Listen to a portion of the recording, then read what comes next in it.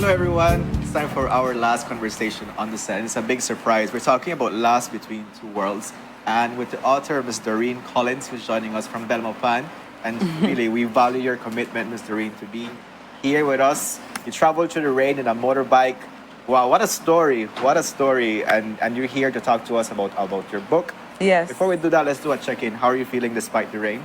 Great. Great. The rain Great, is right? it's not going to stop me. I've been And the through rain- worse. All the rain just revived you more than Yes. anything else, right? So you came here Right. thinking. It's just like giving birth. At the end is see? when you feel the most pain, when it's to deliver. So I'm about to deliver this message. Oh, I love it. I love it. This is why she wrote a book, because she got the words. You know? Yes. It's making Yes. a lot of sense.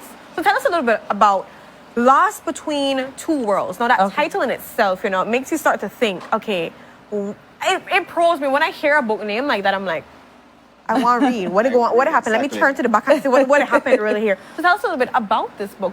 What takes place? Who's lost? Or like what's going on? Okay, so I'll go straight to why I named the book Lost Between Two Worlds, and then I'll start from the beginning. For Sure. So, and thank you guys for having me, by the way. Giving honor to you, Lord, for protection and guidance. Yes, and safe arrival. Yes. Yes. So the reason why I named the book Lost Between Two Worlds is because I was in a coma for 3 months, and I'll explain that. And so when I came out, I had amnesia. And the doctors, they assessed me, and they told me that I was lost. It sounded like I'm lost between two worlds because I thought that I live in another world during that 3 months. Wow. And then when I came back, I had amnesia. I didn't know my life. I didn't know anything, that I had children, nothing. Wow. So, yeah. But it all started at me running away from God, turning like Moses, running away from God, and because of the things that occurred in my childhood. Okay. I was molested at the age of 6 by my grandfather, and at the age of 12, I was raped by a family member, and I got pregnant and had an abortion, a gruesome abortion, without any medication, and it happened here in Belize. But it's a long story. But all my life, I wanted to be a nurse. And so I was 3 months away from being a nurse. We had just gotten CPR a week before. And I went to visit my sister. We wasn't on good terms. Okay. But I always love to go visit her and see how she's doing. So I walked in the gate. She lived in a back house. The front house had been vacant for over a year. And so I walked in, the gate was always opened, and I walked around the corner, and a German Shepherd dog was sitting on the ground, and we looked at each other. And the dog looked calm, like it wasn't even going to attack or anything. But I said to myself, let me walk outside the gate, because they said if you run, dog might attack you, and they feel like defensive. So I decided to walk, but I couldn't. I heard this big growling. And in my mind, I'm like, this is because I just looked at the dog, a big growling, and it knocked me to the ground.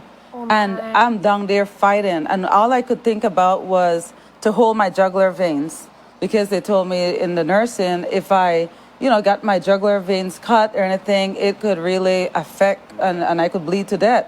So I'm there holding my jugular veins, but the dog got my lip.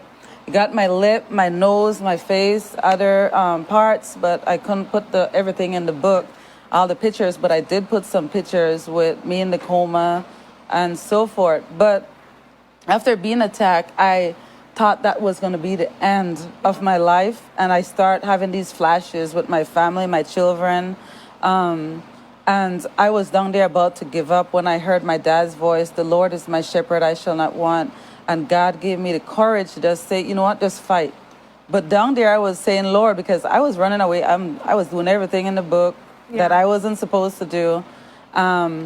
But I decided to fight, and I was kicking and screaming. I let go of my neck, and it felt like my screaming was going like nobody didn't hear, because I was on the ground. But my friends was waiting in the car across the street, and there was other cars on the other side of the street that was blocking them from seeing me. So they didn't see me So no down one there would see what's fighting. happening. No. And I could feel the flesh hanging from my lip, and I could taste the blood. It was just horrific. And as I fought off this dog, I got up, and I couldn't get to the gate in time, so I had to jump a fence. And when I jumped the fence, now the dog grabbed my nursing shoes, and my head hit the pavement.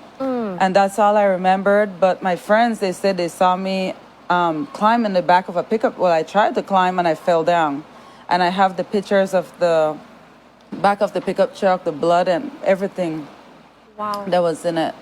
I fell down. They ran over. One of them did CPR. We had just gotten CPR a week before.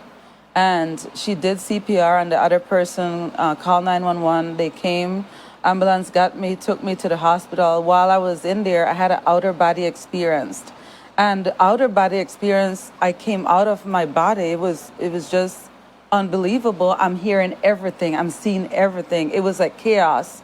They're giving me IV. They're prepping. They're doing all these stuff. They're operating on my lip, trying to stop the bleeding on my body. And it was just horrific. But the person in the ceiling was so peaceful. There's nothing that she felt. And I look at that person with pain and blood everywhere and doctors and chaos. And I heard the doctors saying she's going flatlined. And that's when they stopped doing everything and they start getting the, they were going to do the CPR, but with the machines to try to get me. It's the, what do you call it? It's the, you know when they do CPR, but with the shock defibrillator. I should know that. I'm an instructor. Oh my God. Yes. But while I was in there and the outer body, and they say I'm going flatline, was when I was taken into a beautiful channel. And the farther I went in this channel, it's beautiful lights, the less memory I start having on this earth. And as I went to the other world, there was no memory of this earth. I was a huge giant overlooking the whole world in a white dress. And as I stood there, and my hair was black like when I was in my 20s, because only in my 20s my hair was actually black. And then I look over the whole world. It was totally different. No houses like this. Everything was different. And it was so bright. And there was waterfalls. And I sat on the waterfalls like I'm sitting on this chair because I was so huge. But when I looked over to the left side, I'm looking at a lot of people calling me and people waving. And I'm like, let me go see what they want. Like, why are they calling me? And as I walk towards them, I start shrinking and shrinking to the level I'm at right now. Wow. And they're embracing me and hugging me like they're welcoming me. And I'm like, in my mind, I know these people, these faces seems familiar. And I'm like, I know these people. I couldn't put a name to their faces up there. But as I walk all over the earth and they're showing me, there's people worshiping different ways. It's just, I really thought I'd live in this world. I felt at home. There's people bowing down. There's people worshiping music, kids playing everywhere. It's nothing like this world. There's nobody worrying about schedules, and no night never came. It felt like one day when I came on this earth and I'm looking and they have darkness and moonlight here, there was nothing like that there. So the whole world was totally different. So I love this experience. Just share it in your book. Am I right?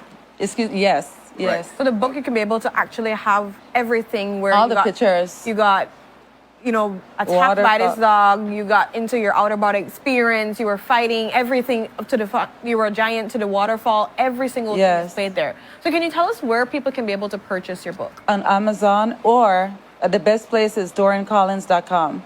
That's my website. Okay. So they could purchase it there. And also, if they go to Amazon, Lost Between Two Worlds, they could purchase there as well. Awesome. Yes. And so people can be able to get their copy, because this is incredible. Oh, and Brody's. Oh, and Brody's. Okay. Yes, I checked with them. So, and I'm gonna check with the bookstore as well. Okay. But Brody's. Nice. And how much does a book cost? So I'm selling it for $25, but they said they're gonna add on their own prices. Okay. So I'm not sure. So if they go and contact you personally, they can get it for $25 as compared to getting it from Amazon or something, or how does that work? So if I have my a number here that they could reach. But it's in my bag in one of the stuff. I didn't bring it on me. It's in my bag right over there. Oh. It's a brown notebook. Okay, well, thank you. In the case that we don't get it, because we're kind of out of time. Okay. So we could probably announce that tomorrow too as well for people to be able to see that. Okay. But definitely people can go on Amazon, Brody's, or talk to other people you can be able to find. Or even on Messenger. Dorin Collins. So Dorin Collins, guys, you can be able to check out Lost Between Two Worlds. And you've just been hearing some of the story. You have not heard the full thing. And when you'll be able to read that book and there's pictures so you can be able to, you're going to be in that entire world. You're going to be able to like just feel and embrace all that she is feeling. So definitely a story to tell. Thank you so much for sharing Thank you your guys story so with much. us and for joining us on the couch. It was Thank brief, you. however, it was really impactful. I know, it just like, it just like, no, it And really we're so drawed thankful me to have in. you here. I'm grateful right? for you guys and for Blessed to God, have you and here with us. just know that God could turn your tragedy into triumph. And it's just a change of worlds. It just, Just a change of worlds. I love it. I'm just like, even more, she's just hinting that you guys need to read this book because all of that she went through and she's came back, you know, with a testimony, with being able to just talk about, you know, what the Lord has done for you. So we're just thankful so much for you being here. For I appreciate you your guys. journey, for everything, and putting it down in a book that is perfect because it needs to be heard. And so thank you so much for being here. Thank you and, you know, reaching the way you reach. Even that is an interesting part of the story. Yes, but you know, for the right cause, we're thankful for that. Thank you. We're going to be wrapping up with you. So okay. What we do here for wrapping up is we normally give like a positive message for people out there to start, because it's Monday too as well, so to start their day. So my one for today is gonna be, guys, it's raining, you might get wet, whatever is happening to you, it could be a bad day to you, but it's not really a bad day. You know, we always have bad moments in a day, and so let's not make that ruin our day. Let's find the good in every single thing, the silver linings, the happiness, the joy. Pull it out from people, from yourself, and just fill yourself with love, because it's not a bad day, it's bad moments in a day. Yeah. How are you? That's great. So for me, I would just want to tell people, because a lot of times we go through stuff in life and we tend to blame God or want to know if God was really there. But because you don't see him, don't mean that he's not listening. It's just that we have to be able to know that everything that we go through, he's there taking us through, just like Shadrach, Meshach, and Abednego, and to know that you're never alone, that he's always there. And no matter what, look at it from a positive perspective in life. It's always good to learn from the good or the bad experiences, you know, build awareness or whatever it is, and just know that with God, all things are possible. All things. Thank you guys so much. Thank you. I can't stop thanking you guys. And what I gotta say is to be present, you know, live the moment, live today. I mean, I know you have deadlines, you have so much things you're thinking about tomorrow or next week.